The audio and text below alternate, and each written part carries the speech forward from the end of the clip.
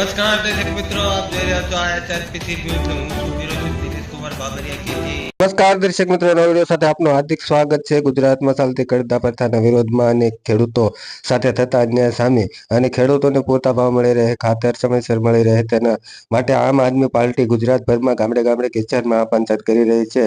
તેના અનુસંધાને આજે પાલિતાણા તાલુકાના ઘેટી ગામે તાલુકા પ્રમુખ એડવોકેટ રાઘવભાઈ ગોહિલની અધ્યક્ષતા હેઠળ ઘેટી ગામે એક ખેડૂત સભાનું આયોજન કરવામાં આવ્યું હતું. બહોળી સંખ્યામાં ગ્રામજનો ખેડૂતો ઉપસ્થિત રહ્યા હતા અને આમ આદમી પાર્ટી સાથે જોડાયા હતા. હવે ગુજરાતભરમાં આમ આદમી પાર્ટીમાં સતત વ્યાપ વધી રહ્યો છે તેવું જોવા મળી રહ્યું છે, જેમાં કાર્યકર્તા અજયભાઈ મકવાણા તેમજ હરેશભાઈ બાબરિયા પણ ઉપસ્થિત રહ્યા હતા. બ્યુરો ચીફ દિનેશ કુમાર બાબરિયા સાથે જીતેન્દ્ર સોલંકી, રામચરી.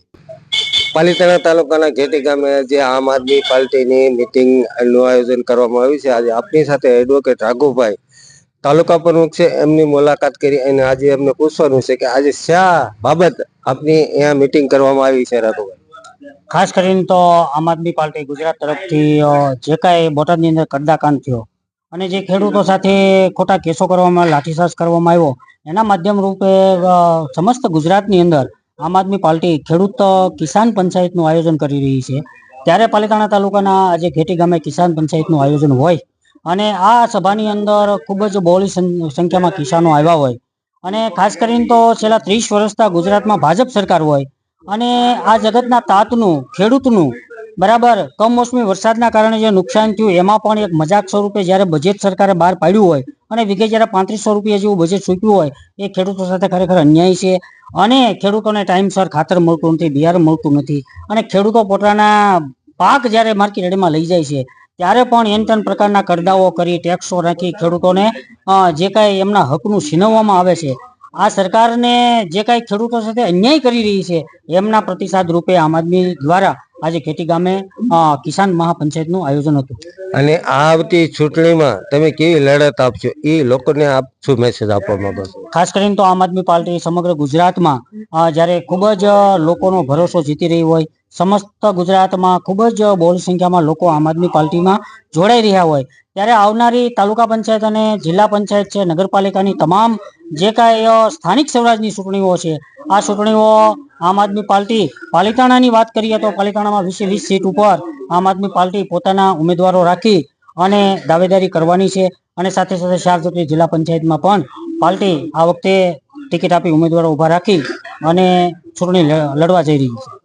લાખોની સંખ્યામાં, હજારોની સંખ્યામાં હળવદના ગામની અંદર લોકો ભેગા થયા. શાંતિથી સભા ચાલતી હતી, જેમ તમે બધા બેઠા છો એવી જ રીતે સભા ચાલતી હતી.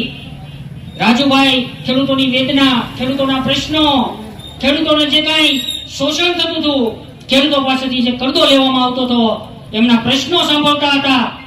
વ્યવસ્થિત સભા ચાલતી હતી ત્યારે ગુજરાત સરકારના ઈશારે કામ કરતી, ભ્રષ્ટ ભાજપની સરકારના ઈશારે કામ કરતી આ પોલીસ તંત્રને આદેશ કરવામાં આવ્યા. આ સભાની અંદર લુખ્ખા ગુંડાઓને મોકલવામાં આવ્યા અને પથ્થરમારો કરવામાં આવ્યો. મિત્રો, પોલીસની ગાડી પણ આવા લુખ્ખાઓએ ઊંધી વાળી દીધી અને ત્યારબાદ ટીયર ગેસના બાટલાઓ છોડવામાં આવ્યા. આ સભાની અંદર ઉપસ્થિત જે ખેડૂતો હતા એ નિર્દોષ ખેડૂતો હતા, એમને કોઈ પણ કાયદો વ્યવસ્થા હાથમાં ન લીધી હતી. એમ છતાં આવા 2, 5, 10, 15 માણસો આવીને આ સભાને વિખેરવાનું કામ કર્યું. પોલીસે જવાબ રૂપે લાઠીચાર્જ કર્યો, ટીયર ગેસના બાટલા છોડ્યા. ત્યાં સુધી તો મિત્રો આપણે સ્વીકારી લઈએ, પણ આ ભાજપ સરકારના ઈશારે કામ કરતી પોલીસે નિર્દોષ લોકોને પોતાના ઘરમાં ઘૂસીને જે ખેડૂતોને બહાર કાઢીને લાઠી મારી અને ખોટી કલમો લગાવવામાં આવી. 307 જેવી કલમો લગાવી, બીએનએસ કલમ 109 મુજબની કલમો લગાવી અને આ તમામ નિર્દોષ ખેડૂતોને જેલ ભેગા કરવામાં આવ્યા. મિત્રો, આ ભ્રષ્ટ ભાજપની સરકાર જો ખેડૂતોને જેલમાં નાખતી હોય તો આનો મતલબ એમ કહો કે ખેડૂતોનું શોષણ થાય, ખેડૂતો ઉપર કરદો થાય, ખેડૂતોને પૂરતો ભાવ ન મળે, ખેડૂતોને પાક નિષ્ફળ થાય, ખેડૂતોને ટાઈમસર ખાતર ન મળે.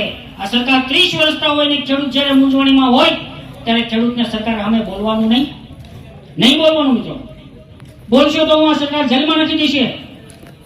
અરે જગતનો તાત છે, અન્નદાતા છે, જેના આધારે જ આપણું જીવન ચાલતું હોય અને એની ઉપર જો આવો અત્યાચાર થાય તો આપણે ક્યારે સહન કરવાના નથી. ડિગ્રી સુધી એમના મા બાપે પેટે પાટા બાંધી તનતોડ મહેનત કરી, ખેતીમાં પરસેવો પાડી, રાત દિવસના ઉજાગરા કરી અને બાળકને ભણાવ્યું હોય. મિત્રો, બરાબર એ બાળકને સારી એવી કેટેગરી ઉપર પહોંચાડ્યું હોય, આપણો છોકરો ભણી ગણી વાલીને એમ હોય કે ભાઈ સારી નોકરી લેશે, એમને સારી કોઈ ફરજ મળશે, મારે ભલે ગમે એટલું દુઃખ વેચવું પડે, પરબ આવે ત્યારે સારું ખાધું પણ નહીં હોય મિત્રો રાંધી, એટલી બધી તકલીફો હોય છે ને આપણે આપણા બાળકોને ભણાવ્યા છે ને આપણું બાળક જ્યારે એક્ઝામ દેવા જાય ને ત્યારે બહુ આશા હશે આપણા વાલીને કે મારો છોકરો આ એક્ઝામમાં પાસ થાય અને નોકરી મળે. હોય છે કે નહીં? જેવી એક્ઝામનું આ ગુજરાત સરકાર આયોજન કરે, પરીક્ષાનું આયોજન કરે, આપણો બાળક દૂર દૂર સુધી એક્ઝામ દેવા જાય, મોંઘા ફોર્મ ભરે, એ પરીક્ષાની તૈયારી કરે અને જ્યારે પરીક્ષા દેવા જાય, પરીક્ષા દઈને જે ઘરે ન પહોંચ્યો હોય ને મિત્રો, ત્યાં ટીવી ન્યૂઝમાં શું સમાચાર મળે ખબર છે તમને? પેપર લીક થઈ ગયું. શું સમાચાર મળે? પેપર લીક થઈ ગયું. આ ગુજરાત સરકારથી એક પરીક્ષા હરખી લેવાતી નથી. સાચી વાત છે ખોટી વાત છે? હે? એક બાજુ વાલીએ તન તોડ મહેનત કરીને પોતાના પેટે પાટા બાંધી અને પોતાના બાળકને ભણાવ્યું હોય અને પરીક્ષા દેવા જાય અને ત્યાંથી પેપર જેવું પૂરું થાય એટલે બાળકનો ફોન આવે, પપ્પા પેપર સારું ગયું, હું આ વખતે પાસ થઈ જાય, ત્યાં ટીવીની હેડલાઇન ઉપર શરૂ હોય પેપર ફૂટી ગયું, એક્ઝામ રદ રાખવામાં આવી. છે કે નહીં? હે?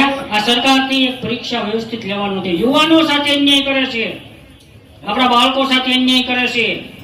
તમે જો એક બાજુ આપણી સરકારી શાળાઓની સ્થિતિ શું છે, કોઈ પણ ગામની અંદર તમે જાઓ સરકારી શાળાની સ્થિતિ શું છે કે જ્યાં આપણું મધ્યમ પરિવારનું બાળક અભ્યાસ કરે છે, પહેલા ધોરણમાં અભ્યાસ કરે છે, 8 સુધી અભ્યાસ કરે છે, એ શાળાની સ્થિતિ શું છે? એ શાળામાં પૂરતા શિક્ષકો નથી. નથી ને? એ શાળામાં પૂરતા શિક્ષકો નથી, પૂરતો સ્ટાફ નથી, શાળાની અંદર સારી લાઇબ્રેરી નથી, શાળાની અંદર રમત ગમતના સાધનો નથી, શાળાની અંદર ગ્રાઉન્ડ નથી કે આપણું બાળકનો સર્વાંગી વિકાસ થાય એવી આપણી શાળા નથી. શાળા સરકારી ભાંગતી જાય છે. આની વ્યથા કેવા તમને આવ્યો છું? આમ આદમી પાર્ટીને તમારે મત આપવો હોય તો આપજો, ન આપવો તો 30 વર્ષના જે હાલે છે એને આપજો. અમને વાંધો નથી, અમે સત્તા માટે તમારી સામે નથી આવ્યા, અમારે કાંઈ બનવું નથી, સત્તા માટે નથી આવ્યા, પણ જે વ્યવસ્થા આ સરકારે ઊભી કરી છે, આ સરકારે 30 વર્ષના જે ગુજરાતની સ્થિતિ બનાવી છે એ સ્થિતિની વેદના તમને કહેવા માટે આવ્યા છીએ. એમાં કાંઈ ખોટું કહેવા માટે અમે આવ્યા નથી. તો આપણી શાળાની અંદર આ સ્થિતિ છે, આપણું બાળક કેમ ભણશે? હા, સારા જેને સદ્ધર માણસોના છોકરા પ્રાઇવેટમાં ભણે છે, આપણે તનતોડ મહેનત કરી આપણા છોકરામાં પ્રાઇવેટની ફી ભરવાની આપણામાં તેવડ નથી. બરાબર? સારા લોકો જે કઈ છે ઉદ્યોગપતિ તો ભણાવી લેશે ભાઈ, એના માટે છે વ્યવસ્થા. કોઈ પણ પ્રકારની વ્યવસ્થા નથી, સારી દવાઓ નથી, સારા ડોક્ટર નથી, કોઈ પણ રિપોર્ટ થતો નથી, ઇમરજન્સી ન કરે ના એક્સિડન્ટ થયો ત્યાં લઈ ગયા પછી ડોક્ટર આમ જોવે 10% કે 5% હોય ને એની ઉપલી સારવાર ત્યાં કઈ છે નહીં, તરત કે તમે ભાવનગર જતા રહ્યો કે પ્રાઇવેટમાં જતા રહ્યો. અરે મિત્રો, હદ ન્યા લગન થઈ ગઈ, એક ડિલિવરીમાં સારા ડોક્ટર નથી હો. આ બહુ સત્ય. પ્રાઇવેટ નો લાભ રાફડો ફાટ્યો. નોર્મલ ડિલિવરી હોય તો થાય, બરાબર, બાકી તકલીફ હોય કે ભાઈ અમને સીઝર કરવું પડશે, નથી સારવાર, પ્રાઇવેટ ડોક્ટરો પ્રાઇવેટ જતા રહ્યો, પ્રાઇવેટ નો રાફડો ફાટ્યો. 35-40 હજાર મૂકવાના, ગરીબ માણસ ક્યાંથી મૂકશે? આ વેદના છે, આ સત્ય વાત છે. 30 વર્ષના ગુજરાતમાં ભાજપ સરકાર હોય ને આવી સ્થિતિ હોય, અહીંના સારા નેતા હોય, ગુજરાત સરકારમાં સારા મંત્રી હોય, ભારત સરકારમાં સારા મંત્રી હોય અને પાલિતાણાની આ સ્થિતિ. વેદના છે મિત્રો, જોજો. ચૂંટણી વખતે બધા આવશે, તમારી પાસે મત માંગશે, બધું કરશે, પછી આપણું કોઈ સાંભળશે? છે કોઈ સાંભળનાર? નહીં ને? તો આ વેદના છે, આ વ્યથા છે. પણ હું તમને એક વાત ઈ કહું કે આપણે દરેક પ્રશ્નો સહન કરતા એવા 30 વર્ષના શા માટે? આ દરેક પ્રશ્નો છે. આજે વિદ્યાર્થીનો પ્રશ્ન છે, આપણા ગામમાં આ કામ થતું નથી, ફલાણું કામ થતું નથી, આપણા ગામમાં પાણી નથી આવતું, આપણા ગામમાં રોડ રસ્તા સારા નથી, અહીંયાથી પાલિતાણા સુધી જવાનો રસ્તો સારો નથી, બરાબર. ગંદકીનો પ્રશ્ન છે, આપણા ગામમાં સારું તળાવ નથી, ગ્રાન્ટો મંજૂર થઈ ગયેલા લવજીભાઈ તળાવ અનેક બન્યા 3 વર્ષ હતા, ખાલી વાતો થાય, ચૂંટણી આવશે એટલે આવશે. તમારો આ વાડી વિસ્તારનો રસ્તો બનાવી દેશું, તમારું ઝરીખા તળાવ બનાવી દેશું, પણ કાંઈ કરવાનું નથી હો. મંજૂર થયેલું તળાવ નથી હોવા. હકીકત વાત કરું છું તમને. એટલે આવી બધી તમને અનેક લોભાવની સ્કીમો આપશે.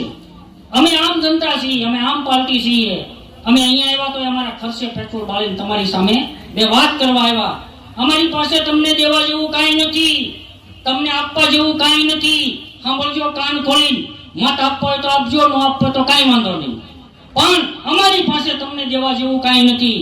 અમે નથી તમારી શેરીની અંદર ભજીયાનો તાવો મુકાવવાના. અમે નથી કોઈ વ્યક્તિને કોઈ પણ શેરીના કોઈ પણ ખૂણે કાચરે ઉભો હોય એને બે પાણીની બોટલ આપવાના. આ ક્લિયર કહી અમારી પાસે કાંઈ નથી. પણ એ લોકોએ તો 30 વર્ષથી ભેગું કર્યું છે મિત્રો. એમની પાસે બધું છે. જેવી ચૂંટણી આવે એટલે તમારા ગામની અંદર 20 નું લિસ્ટ બનશે. સાંભળો, 20 જણાનું લિસ્ટ બનશે કે ઘેટી ગામની અંદર 20 કાર્યકર્તાનું લિસ્ટ બનશે અને 20 કાર્યકર્તાના ખિસ્સામાં 10,000 રૂપિયા નખાવી દેવામાં આવશે. કેટલા? 10,000 રૂપિયા લવજીભાઈ નખાવી દેવામાં આવશે. હું જોઉં છું, કારણ કે હું 2014 તાલુકા પંચાયત આદપુર 1 ઉપરથી મેં પ્રતિનિધિ તરીકે લડત કરી હતી અપક્ષમાં. બરાબર. જેવી ચૂંટણી આવશે એટલે આ લોકો આપણા ગામની અંદર એવા આગેવાનોના ખિસ્સામાં, એવા લોકોના ખિસ્સામાં 10,000 રૂપિયા નખાવી દેશે. અને ઈ કાર્યકર્તા શું કરશે ખબર? એક આ શેરીમાં સડશે, એક પેલી શેરીમાં સડશે, એક બાજુની શેરીમાં સડશે. ચૂંટણી આવે એટલે એને ખબર હોય કે આ શેરીની અંદર શું કરવું, તો કે અહીંયા તાવો માંડી દઉં હું, અહીંયા ભજીયા બનાવી નાખું એટલે મત લઈ લઉં. થાય શકે નહીં? એને એ ખબર હોય કે આ શેરીની અંદર 2 પાણીની બોટલ આપી દઉં. પાણીની બોટલમાં ખબર પડે છે ને? હે, આપણા બાળકોનું આરોગ્ય બગાડે હો. પરિવાર